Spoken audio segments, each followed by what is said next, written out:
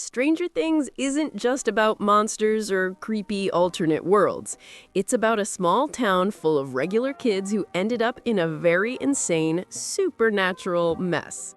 From the moment Will disappeared and Eleven showed up with her powers, we've all been asking the same question. How is this story going to end?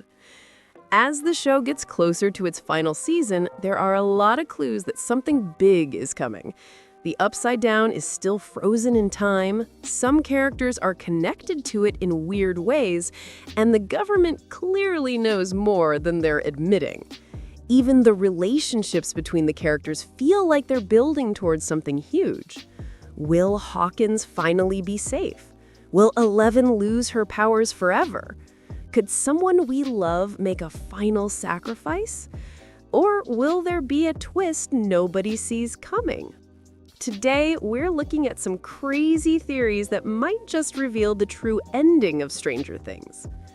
Possible ending 1. Since season 1, the Upside Down has been frozen on one exact day, November 6th, 1983, the day Will disappeared. That date never changes. It's too specific to be random. So what if the Upside Down isn't just a different world? What if it's a frozen moment in time, created when Eleven first touched the Demogorgon? Here's the wild twist. Eleven might be stuck in a time loop. Every time Vecna wins, reality resets, the Upside Down freezes, and everything starts again without Eleven remembering. But in the final episodes, she starts getting quick flashes, small déjà vu moments. Will being taken, Max floating, Hopper almost dying, pieces of old timelines coming back as broken memories. She realizes this isn't their first battle. It might be their 100th. Basically, Stranger Things turns into Groundhog Day with monsters. How does it finally end? Eleven enters a mind version of Hawkins that's been twisted by Vecna. He reveals he knows about the loops and has been growing stronger with each reset. To break the cycle, Eleven has to destroy the original psychic connection that created the Upside Down. Instead of dying, she merges with the dimension itself, fixes Hawkins' missing time, and finally ends the loop. Everyone gets to grow up, time moves forward again, but sometimes someone still feels a little déjà vu. That would be an insane twist, but probably not the ending most fans want. Now, what about Will Byers?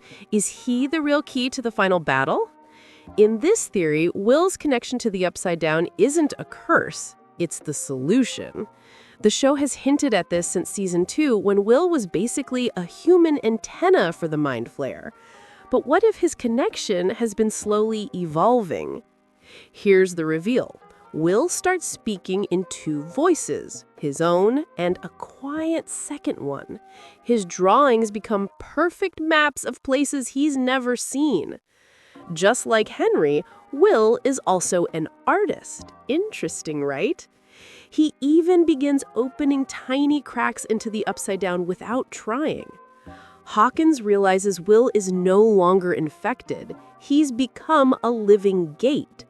And here's the emotional hit. Vecna doesn't want to kill Will. He wants Will to willingly open the final rift. So how does it end? Vecna traps the group in a constantly changing nightmare maze. Will refuses to give in and takes the opposite path. He closes every rift forever by absorbing the power Vecna tried to awaken inside him. But there's a cost. Will survives, but he loses his memories of Hawkins, his friends, even Mike. He becomes emotionally empty, a quiet guardian who no longer remembers the world he saved. The last scene, Will rides his bike past Mike's house. He smiles, a tiny confused smile, like a memory is still buried deep inside. Heartbreaking, honestly super depressing. Possible ending 2, Hopper, the American hero. You knew we needed at least one tragic grab the tissues ending because the Duffers absolutely love breaking us. This theory focuses on Hopper's growth from a broken father to a full-on warrior. He survived Russians, demogorgons, torture, explosions. He's basically become the one human who knows how to physically fight monsters. How does this set up? Hawkins collapses into a fusion with the Upside Down. Creatures swarm the streets like an apocalyptic invasion. The military shows up, but nothing they do works. Hopper becomes the leader he was always meant to be. He finds a massive energy core beneath Hawkins, the device Vecna uses to merge both worlds. If it explodes, the Upside Down will collapse, but everyone inside will die. Hopper makes the choice. He goes in alone, just like Season 3, but this time there's no last-minute save. 11 feels him die and uses her grief to unleash a huge surge of power that destroys Vecna for good. The final scenes? 11 and Joyce build a memorial. Mike says Hopper taught him how to protect the people he loves. We hear Hopper reading a letter he never got to send. Classic emotional goodbye. Fans would sob for years, and honestly, it wouldn't be a shock if the show ends with Hopper sacrificing himself. He's that guy. Possible ending 3. The government was the real villain the whole time. Since the very beginning, shady government labs have been behind everything. But what if Vecna isn't the final villain? What if the US government is? Here's the idea. The Upside Down wasn't found. It was created during early experiments. Henry Creel wasn't just a patient. He was the first test soldier in a psychic superweapon project. 11 didn't open a door when she sent him away. She completed what the scientists started. The twist? The government reveals they have other psychic kids. One's trained to follow orders, unlike 11. A psychic civil war begins. 11 fights a team of telekinetic soldiers. Dustin cracks military radio signals to find a backup gate reactor. Lucas and Erica go undercover. Nancy leads a press leak to expose the project. How does it end? Vecna is defeated early, but the government tries to take control of the Upside Down. 11 rejects being a weapon and uses all remaining energy to wipe the dimension out of existence forever. Her powers burn out. She finally gets to live a normal life. The government collapses. Hawkins heals. Final shot, 11 and Mike walk past a newspaper that says, "Top Secret Psychic Program Exposed." She smiles. She's finally free. Possible ending 4. The inverted world. Hawkins becomes the new Upside Down. This one is cinematic and strange. Probably won't happen, but it's fun. Vecna fractures reality, and instead of the Upside Down disappearing, it spreads outward and replaces Hawkins. Buildings twist into impossible shapes, time glitches, radios broadcast messages from the future. Shadows move on their own. Hawkins slowly turns into a surreal nightmare realm. The twist? The transformation can't be reversed. Someone has to stay behind in the corrupted version forever. Steve volunteers to protect whoever remains. Robin stays with him. Max wakes up from her coma just long enough to say goodbye. What's the final reveal? Hawkins becomes a prison dimension, trapping Vecna forever. 11 seals it from the outside, which means she can never see her friends again. Years later, teenagers wandering in the woods find the ruins of Hawkins. They see faint images of Steve and Robin on the other side, older, tougher guardians of a forgotten world. Fade to black, Stranger Things logo. Why Max might be the key to defeating Vecna? We have to go back to the start of her story. Max was born in San Diego in 1971, the youngest in her family. She loved horror movies and loud music from a young age. But her life changed after her parents divorced in 1984 and her mom married Neil Hargrove. That came with a new stepbrother, Billy, someone who bullied her, scared her, and even hurt her friends. Max grew up feeling alone, anxious, and afraid to trust anyone. That same year, Max moved to Hawkins, hoping for a fresh start. She had no idea that the town was hiding something worse than anything she'd ever seen. On her first days there, she broke Dustin's high score at the arcade under the name Mad Max. She planned to stay invisible and keep to herself, but the group noticed her immediately, especially Lucas.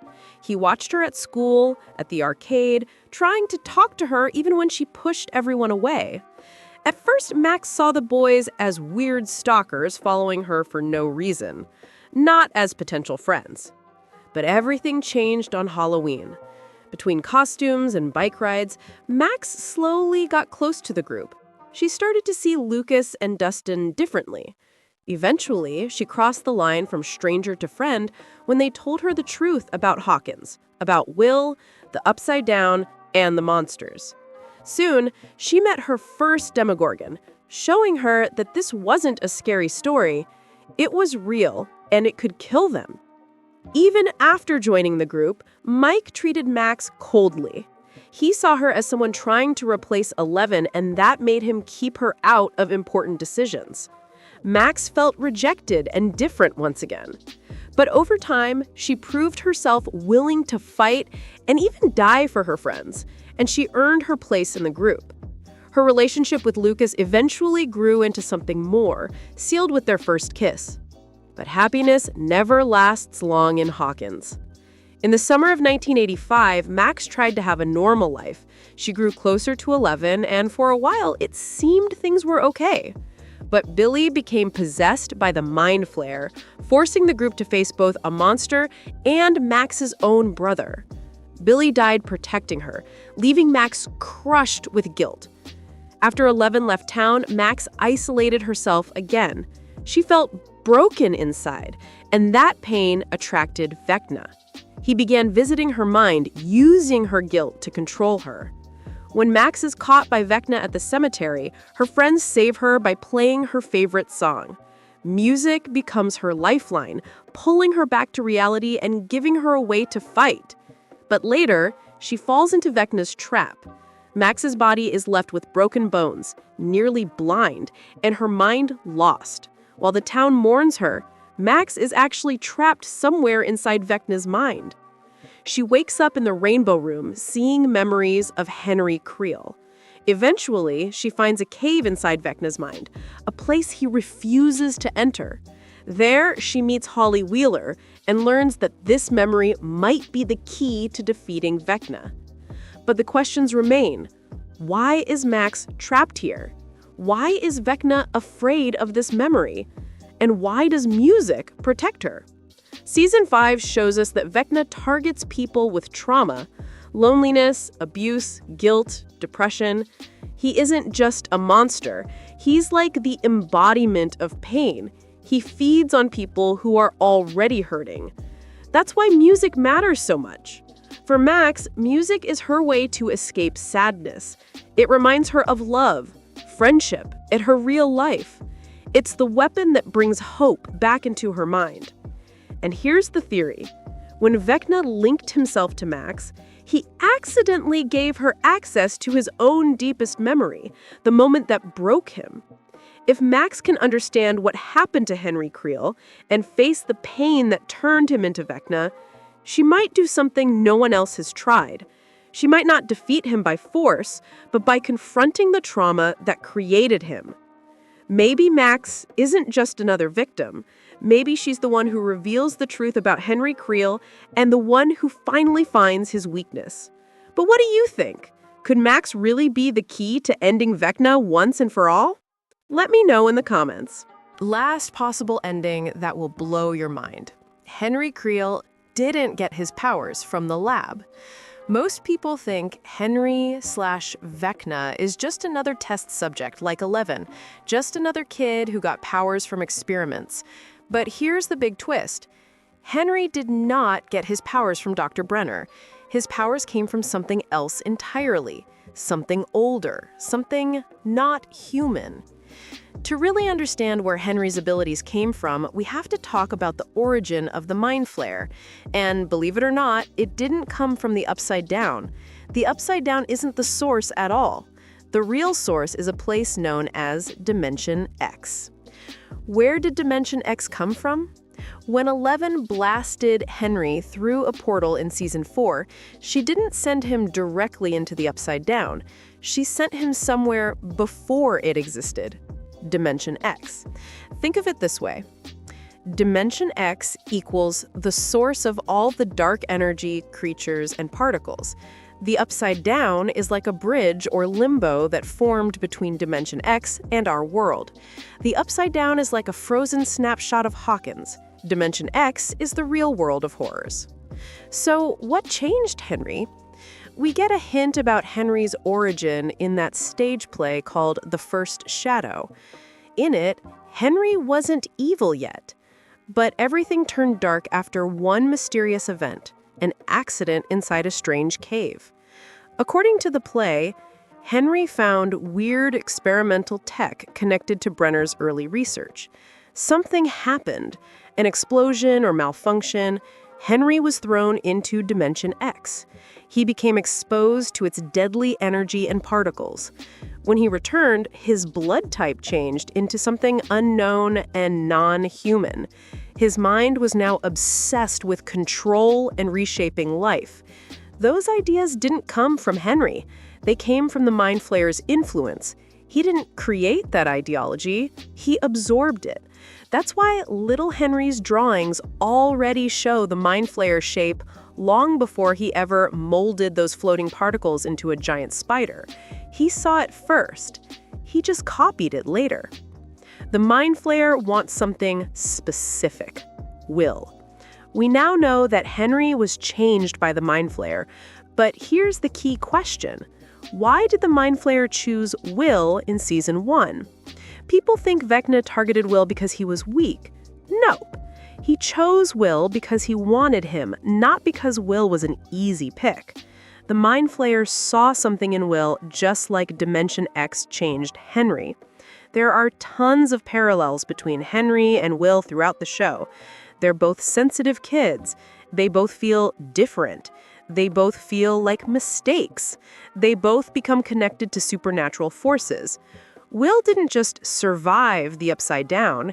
He returned changed, just like Henry.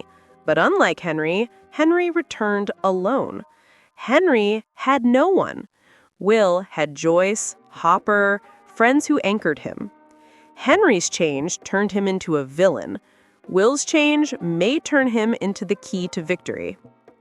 Max, the cave, and the emotion Vecna can't hide: fear. Let's jump to Max. When Max escapes Vecna in Season 4, she ends up in a cave, the same cave where Henry first encountered Dimension X energy. Here's the important part. Vecna stops chasing her. He freezes. For the first time, we see fear.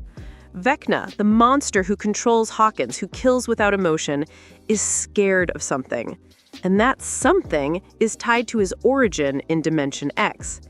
That one moment proves the Mind Flayer does not fully control Vecna.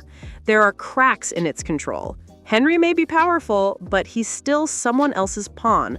The real villain is the Mind Flayer. Will's powers are evolving. We've seen Will feel changes in temperature, sense when Vecna is near, hear and feel the hive mind, see visions. Season 5 will likely reveal that Will now has powers, but here's the difference between him and 11. 11 is a psychic who generates power. Will is a psychic who channels power through a network. In Dungeons & Dragons terms, Vecna and Henry were clerics. Their power comes from a higher being. Will is becoming a sorcerer. He draws power from the hive mind itself. The Mind Flayer unintentionally created someone who could turn against it. The Upside Down was created by accident. Moving forward, there's another huge reveal coming. The Upside Down isn't a real dimension. It's just the result of Dimension X crashing into our world. The Upside Down is basically the debris frozen in time when two universes touched for the first time. That means the Upside Down wasn't supposed to exist. It's unstable, and its connection is widening using kidnapped children as anchors. The kidnapped kids are fuel. They widen the gateway little by little. The real form of the Mind Flayer will appear. At some point, the spores, shadows, particles, everything will form into a massive creature. something we've only seen symbolic hints of, like the three-headed dragon in Will's painting. It won't be a dragon. It'll be the true Mind Flayer. Vecna didn't invent its shape. He only sculpted what he saw as a child in Dimension X. That reveal sets up the final battle. The final plan: use Will's body as a portal. Vecna doesn't want to destroy Will, he needs him. He wants Will to open a massive, living gateway where Dimension X, the Upside Down, the real world, merge into one timeless, cold, controlled reality where nothing ages or changes. That's why the Upside Down freezes time. That's why everything is stuck on the same day. Vecna wants to destroy time. Will is the bridge, the missing piece, the number 1 that completes the chain from 001 to 11. Henry was the first, 11 was the weapon, Will is the key. The final twist is that Vecna isn't the real villain. There's a moment coming where Vecna finally realizes he's not in control. He never was. He's been manipulated since childhood. The Mind Flayer has always been the puppeteer. And that breaks him. That crack gives 11 and Will the opening they need to sever the hive mind forever. Vecna may even help, not as a hero, but as someone who hates being controlled more than anything. And there we have it. If this theory is right, Stranger Things might end not with a simple fight against Vecna, but with the truth that the Mind Flayer has been the real villain from the very beginning. Vecna isn't the mastermind. The Upside Down isn't its own world, and Will might be the key not just to saving Hawkins, but to shutting the door between dimensions forever. It's kind of poetic, right?